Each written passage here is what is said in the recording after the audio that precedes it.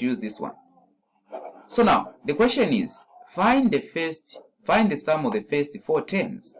So we are answering question A now. Find the sum of the first 4 terms. So we are going to put 4 where there is n and say 10 minus 10 divide 2 to the power what? 4. So the sum of the first 4 term is going to be, this is 10 minus, this is 10, but of course 2 to the power 4, 2 to the power 4, it is going to give us 16. So this is 16. Okay, 16, we can divide this one in advance where we reduce this one. We can reduce this one where we say this one becomes 5. So it's going to be 10 minus 5 over what? Over 4, something like this. Okay, is it 5 over 4? No, not 2 here is 5. Then this one becomes 8, please, like this. Okay, then now at this point we can say the lowest common denominator is 8. Then now 8 into, that is 8. 1 into 8 is 8. 8 multiplied by 10 is 80 minus 5. Okay, so at this point we can say 80 minus 5 is 75. 75 divide 8. What is the answer that we are going to find? 75 divide 8. So it's giving me 9.375. So it's giving me 9.375. But even right here, you are going just to go, maybe without reducing this one, you are going to go that the lowest here is 16. Then 1 into 16 is as 16. Then 10 times 16 is 160. Then minus what? 10. So you are going to have 150 divide what? So this one was going to be 150 divide 16. So, which is just the same. Okay, 150 divide 16. Okay, it's giving me the answer, the same answer. So which means this is the sum of the first 4 terms. So that is how you basically find it. So you are going to use the formula that is already given, the formula of the sum. Okay, sum of the nth term. So if you are given the first 4 terms, you put just the 4 where there is n. Then the second question, the first term. Find the first what? The first term. Now, how are you going to find the first term? Now, this is where you need to understand. I think this is where it is a bit tricky. So to find the first term, you are going to say, look at this. You are going to get this formula. Okay, let me just put up the numbers. The numbers 2, let's say 4, let's say 6. If you are asked to find the first term, if you are asked to find, let's say from this formula, sum is equals to a 1 minus r to the power n over 1 minus r. If you are asked to find the sum of the first 2 terms, what are you going to do? You are going to what? To add them. Okay, you are going to add them. I want you to make sense out of this. Now, what about if you are just asked to find the sum of this first term? You are not going to add with anything, so you are going to find the same answer. So sum of the first term, sum of the nth term, or sum of the first term, I mean, is equals to what? The first term. Okay, sum of the the first term is equals to the first term. Because here when you add, what are you going to add to a 2 to find the sum? I said for these 2 you can add them. But for this only one, what are you going to do? It is going to be itself. So sum of the first term is equals to what? The first term. This is the assumption that you're going to go with. And now you're going to go to the formula and just replace where there's what? Where there's n, you're going to say sum of the first term is equals to what? 10 minus 10 2 to the power what? 1. And what is it going to give you?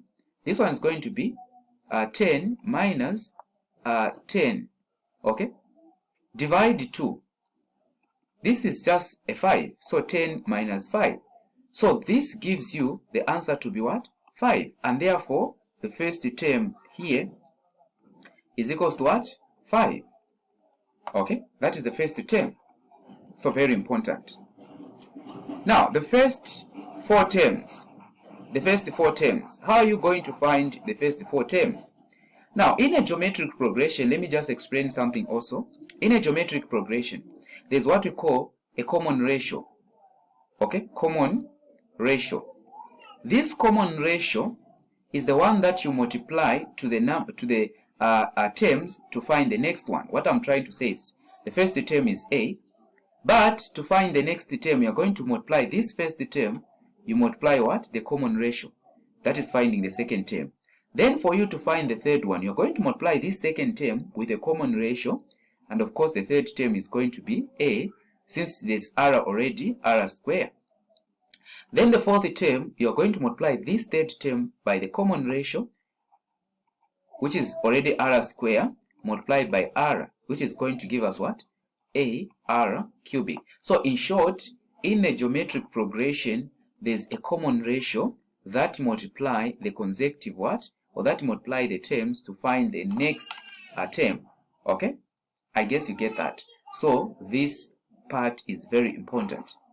Now, what are we going to do to find the first term? Like I said, for us to find the second term, we'll have to multiply the common ratio to this one, and of course find the next one. But we have the common ratio. At all, we do not have. So now, the first method that I'm going to show you is the one that you can use to what? To find the common ratio. Now, to find the common ratio, we are going to go to the formula. Nth term is equals to what? A, then 1 minus R n over 1 minus R. So here to start with, we are going to find the sum of the 2 terms. Okay? The sum of the first 2 terms. So that way we can find R. Okay? So, sum of 2 terms, which is equals to, in this case, if the sum of 2 terms, what are we going to do? The first term we already have is 5. Then 1 minus, we are finding the second term, or I mean sum of 2 terms. So where there is n will be 2. So R to the power square. Then R minus, I mean 1 minus R, something like this. So now, at this point, what are we going to do? What are we going to do? So now, look at this. So now, the sum of 2 terms. Now, the sum of 2 terms, if we are to go to this one, we put a 2 here. We put a 2 here. It's going to be 2. I mean 10 minus, that is 10. Then here we put a 2. So this one is going to give us a 10 minus 10 divide what? Divide a 4. So this is just the same as 5 over a 2. Okay, so 10 minus 5 over 2. Okay, we want to find the sum of the 2 terms. So in this case, it is going to give us what? Lowest is 2. Then this one will be a 20 minus what? A 5. So it's going to give us 15 over 2. So the sum of the first 2 terms is 15 over 2. So we're going to put it here. 15 over 2. Then at this point now, we can divide throughout by 5. Divide by 5 so that we get rid of this. We get rid of this 5. So this 5 goes, this 5 goes. Okay. So now for this one, how is it going to be? So for this one, it is going to be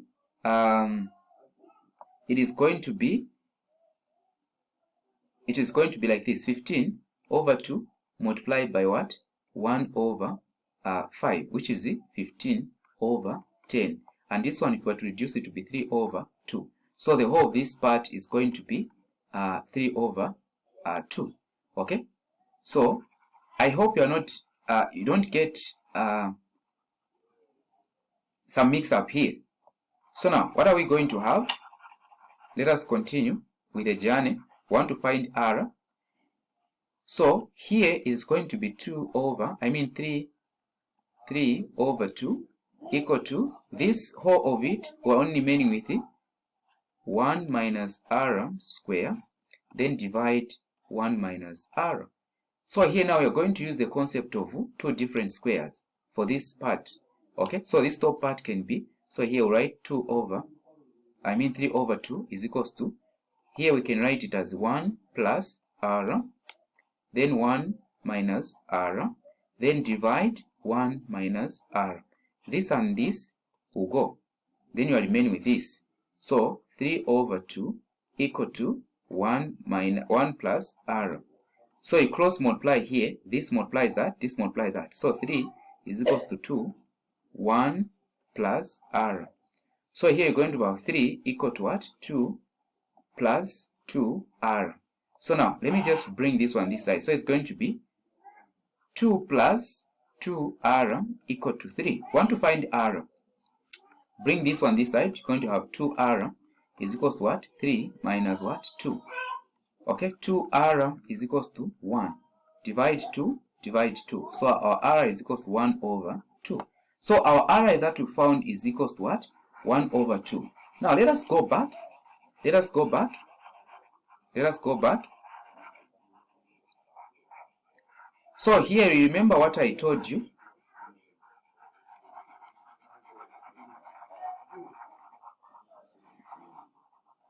You remember what I said? For you to find the first term, so it's going to be like this. First term, then first term common ratio,